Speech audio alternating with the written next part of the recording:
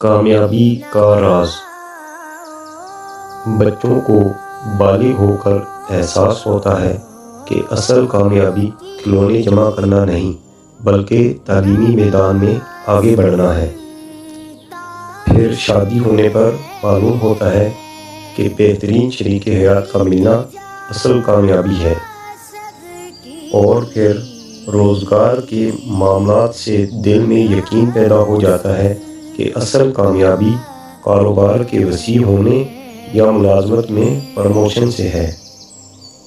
جب جوانی ڈھلنے پر نقطہ نظر تبدیل ہو جاتا ہے کہ اصل کامیابی تو باصلاحیت اولاد، بڑے سے گھر اور بہترین گاڑی کے ہونے سے ہے، اور پھر بڑھاپے میں انسان کے نزدیک اصل کامیابی کا پیمانہ بیماریوں سے بچ کر جسمانی و دماغی تندرستی کا برقرار رہنا قرار پاتا ہے۔